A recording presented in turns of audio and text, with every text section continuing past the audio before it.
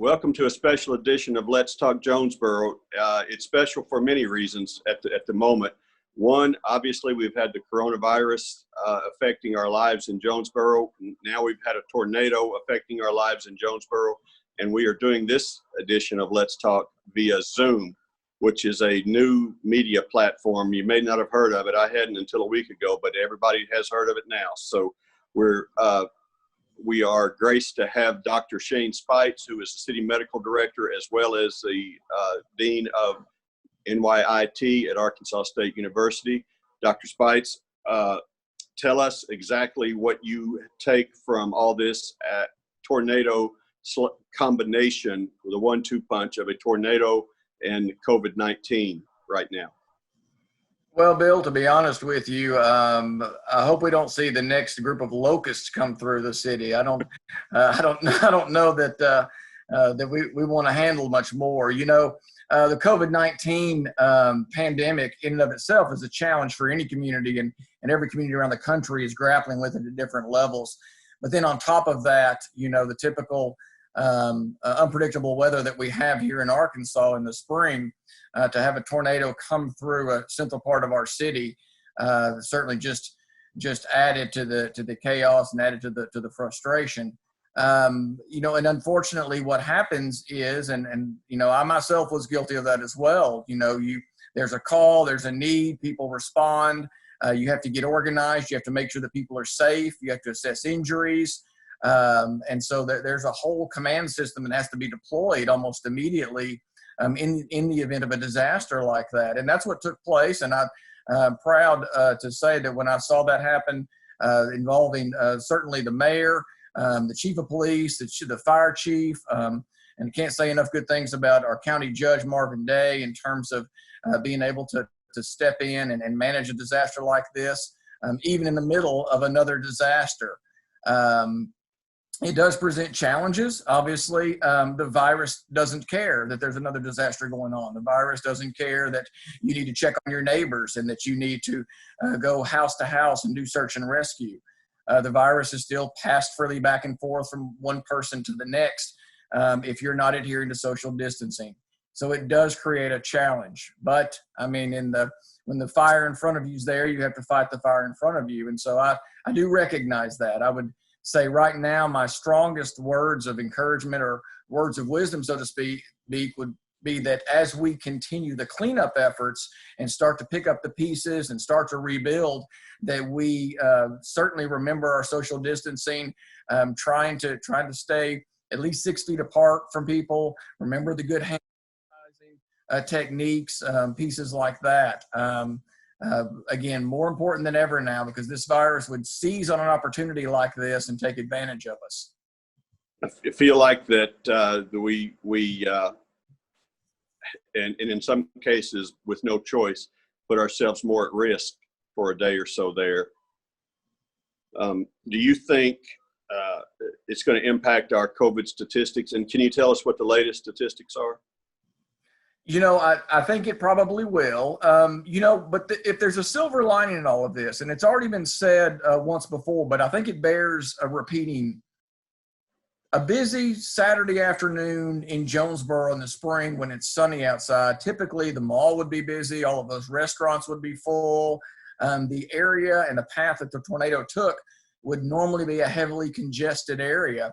But because of the social distancing that was put in place and the fact that we're, again, dealing with COVID-19, many of those shops and those places had reduced their workforce down to curbside delivery or delivery only, and had closed most of the dine-in or even the walk-in retail customers.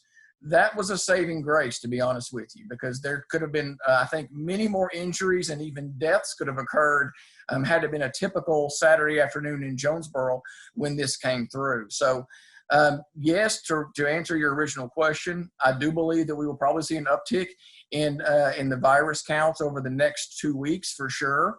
I think it will be attributed at some level to this and to our recovery efforts. However, on the other hand, I think because of our social distancing and because of our approach to COVID-19 in this community and in the region, I think at many levels that saved lives. How frustrating has it been for you and other doctors and hospitals in Jonesboro and the region that our tests are not being run faster at this point? Let me speak a little bit to that, Bill. It is frustrating. It's extremely frustrating. The way that you track a pandemic, the way that you track an outbreak of any sort is through proper testing, isolation, identification, and tracking measures.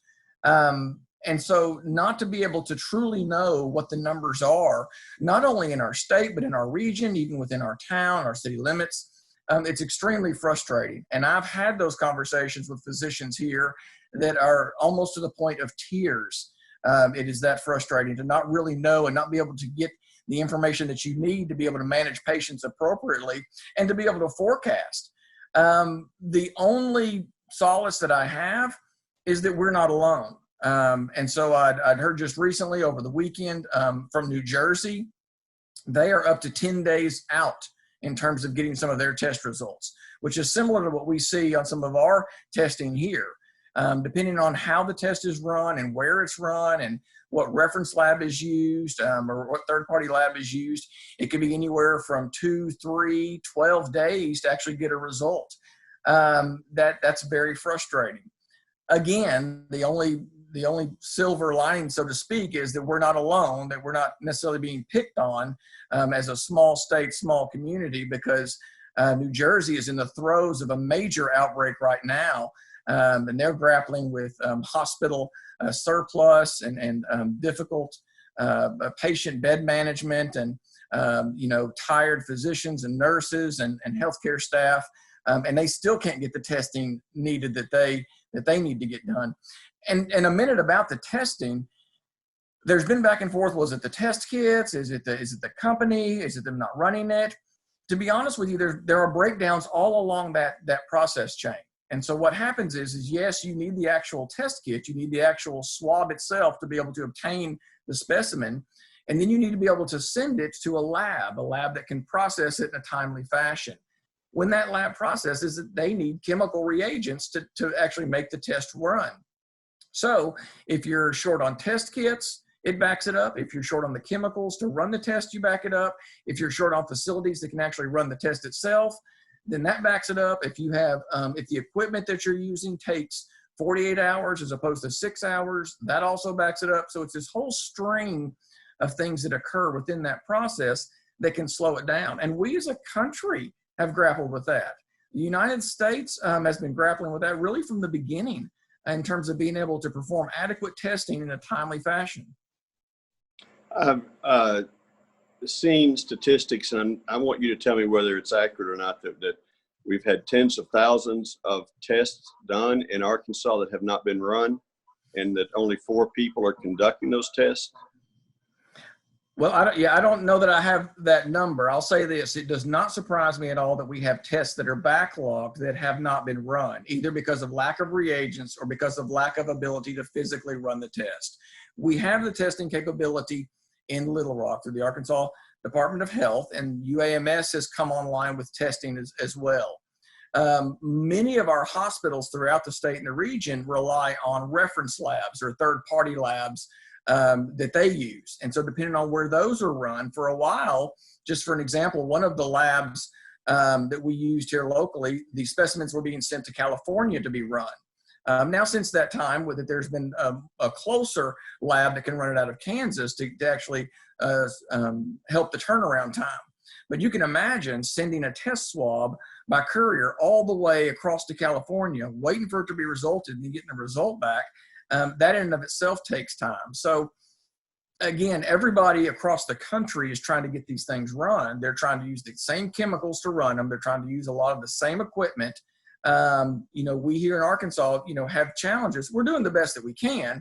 And I give Secretary Nate Smith, Dr. Smith, props on what he's done, because it was a lot lower in terms of what we were initially, I think at one point only running about 20 tests per day. And that's been ramped up considerably through his leadership and moving those tests forward and getting more. I think the last count I know was 160 or more a day was what they were able to process just through the Department of Health.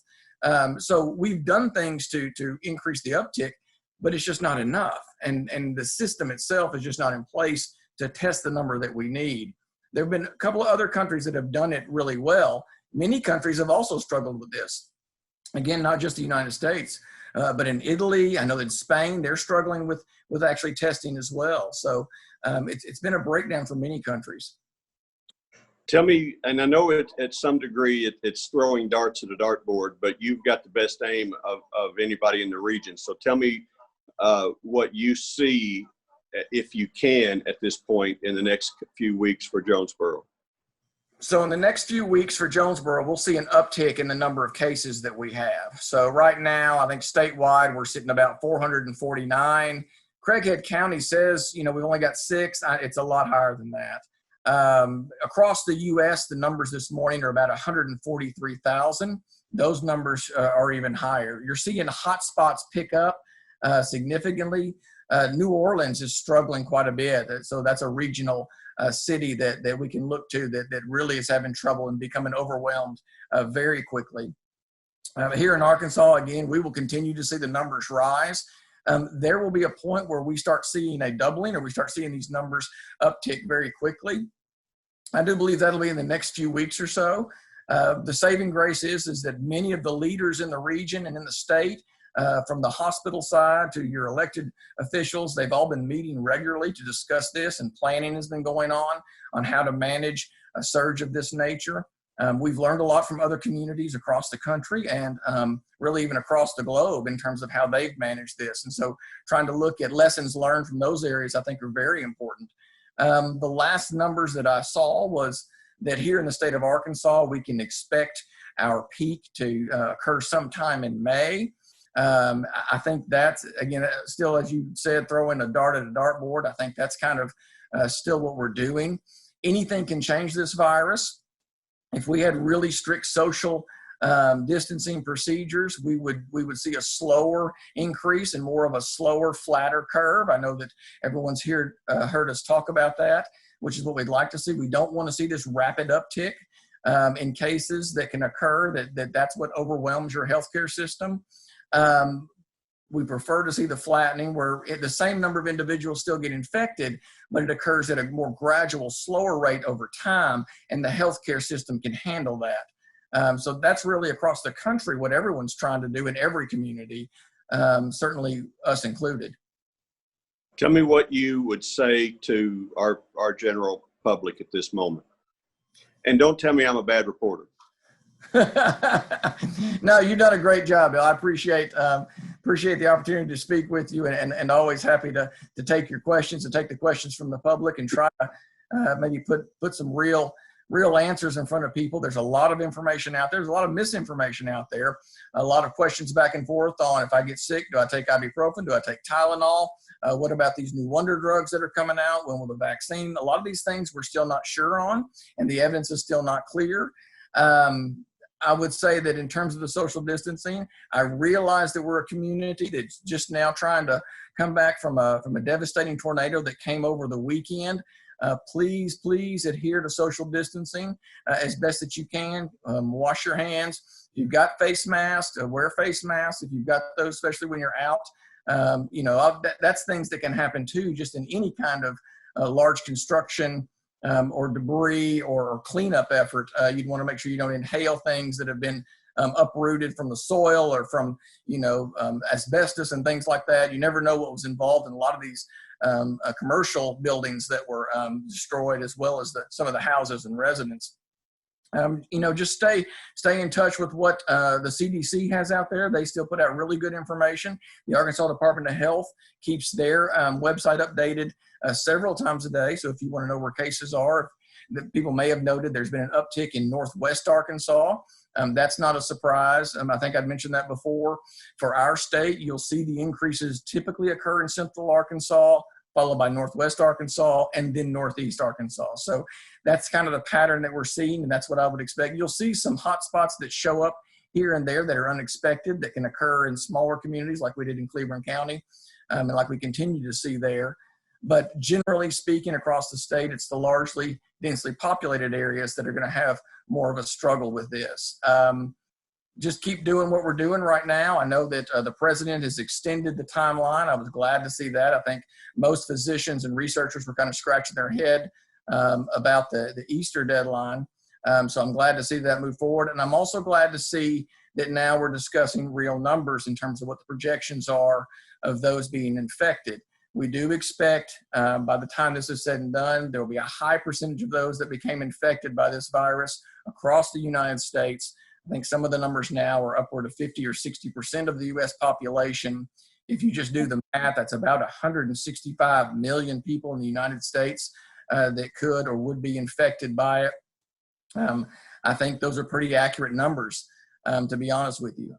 Again, if we can just slow the curve and flatten the curve in terms of progression of this disease, I think we'll be in a lot better shape. The countries that have not done that, those are the ones that are in crisis now.